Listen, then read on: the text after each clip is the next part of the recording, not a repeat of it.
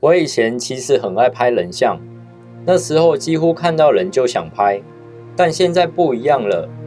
最近我开始常一个人出门，然后慢慢的习惯不一定要拍人。摄影这件事一开始其实都很单纯，你看到一个人、一个画面、一个瞬间觉得好看，就想拍下来。那个时候的拍照是直觉，没有太多计算，也没有太多目的。尤其是人像摄影，一开始真的很有吸引力，因为它很及时。你按下快门的那一刻，你知道画面是活的，有人在看镜头，有情绪，有互动。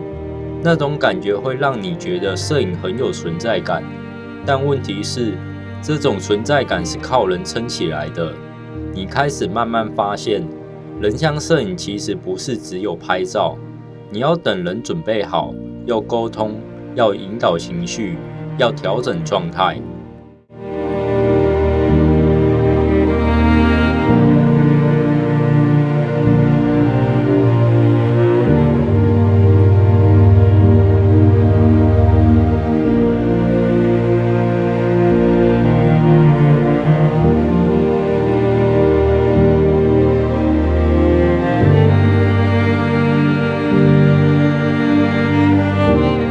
有时候甚至你拍得越久，越不像是在拍照，而是在处理一个现场。你要让大家进入状况，要维持气氛，要确保画面不要尴尬。一开始会觉得这是乐趣，但拍久之后，它会慢慢变成一种消耗，不是累在身体，是累在一直要回应别人。你会开始有一种很奇怪的感觉，明明拍了一整天，但回家脑袋是空的。你甚至想不起来今天到底拍得好不好，只记得一直在说话，一直在等，一直在调整。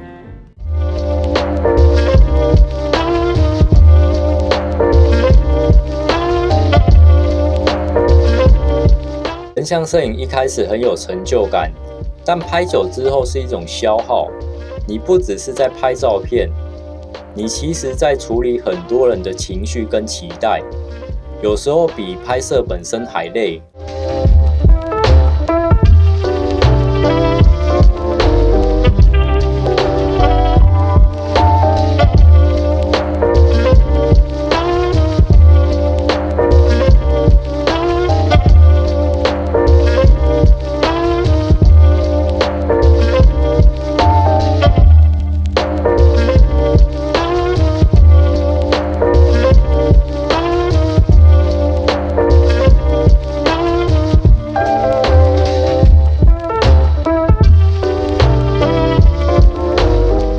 然后会有一个很微妙的转变出现，你一开始对没有人的画面产生兴趣，一开始你不会特别在意，可能只是收工路上随手拍一张街景，或是车站月台，或是火车窗外，这些东西以前你可能不会拍，但某一天你突然发现，那些照片反而让你停很久，因为它很安静，没有表情，没有期待，没有需要你负责的情绪，只有光、空间还有时间，那种安静会让人有点上瘾。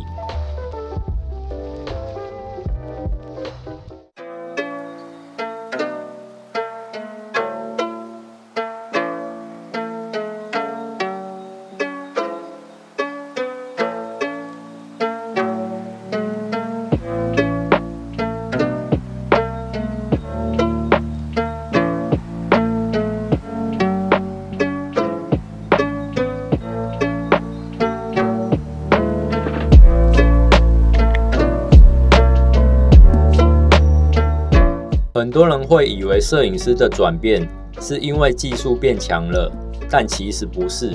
大多数时候是你开始变安静了，你一开始不想一直解释，不想一直等待，不想一直回应别人的状态。你一开始想要一种只跟自己有关的拍摄方式，这时候风景摄影就变得很吸引人，因为它很直接，也很诚实。你拍不到就是拍不到，光线不对就是不对，没有谁会配合你，也没有谁会表演给你看。你只有等光线，等天气，等时间。一开始你会觉得很无聊，因为它没有回馈。但慢慢的你会发现，这种没有回应反而让人放松。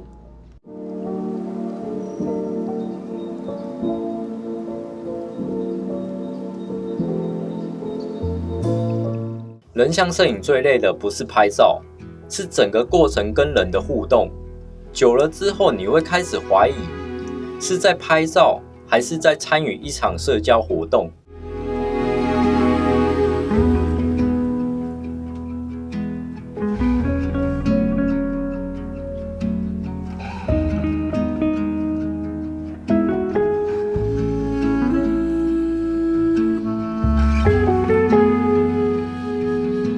人像摄影有一个很现实的地方，就是你永远不是一个人，你要面对模特，面对现场，面对期待，面对结果，甚至有时候你还要顾虑别人对作品的感受。久了之后，你开始会想要少一点人，不是讨厌人，而是想让脑袋安静一点，所以你会开始慢慢往外走。街景、火车、旅行、城市，这些东西有一个共同点，他们不需要你解释，你不需要说服任何人，也不需要让任何人满意，你只需要看见。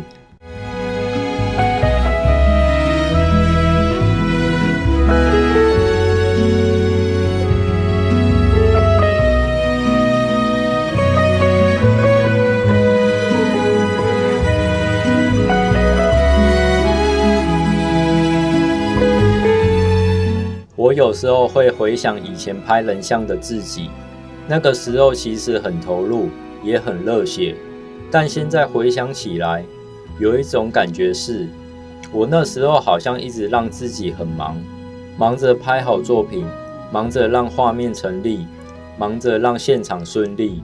但现在的摄影比较像是，我只是走到一个地方，然后看，没有那么多目的，也没有那么多压力。只是单纯的观察。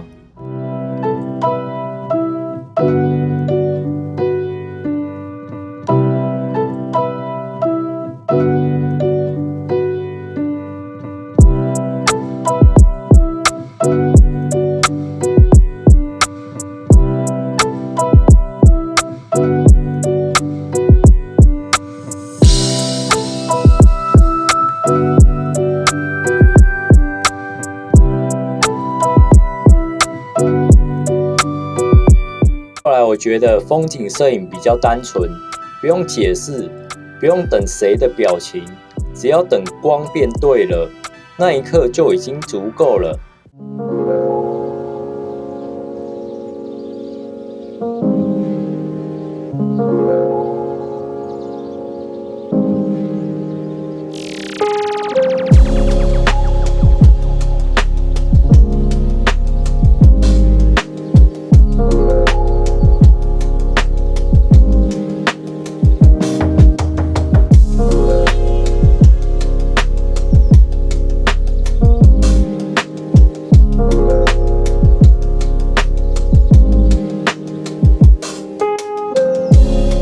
摄影拍到后来，其实会变成一种选择，你选择靠近人，还是选择靠近空间？选择热闹，还是选择安静？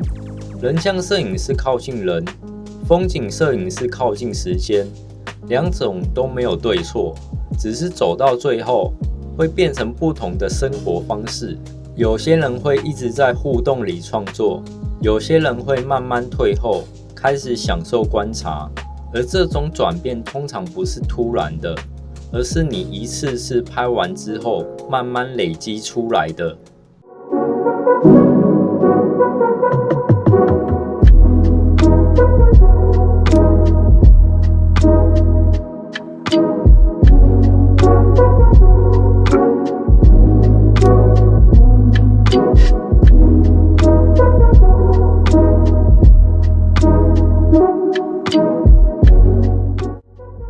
有时候我甚至会觉得，现在的自己比较不像以前那么着急拍到什么。以前很怕错过画面，很怕今天没有作品，但现在反而比较享受只是带着相机出门这件事。可能坐在月台等火车，可能在异乡街头乱走，可能只是看光慢慢变暗。以前摄影像是在追东西，现在比较像是在陪自己。而且我发现很多真正留下来的照片，往往都不是刻意安排的，而是某一天你刚好很安静，刚好愿意停下来看。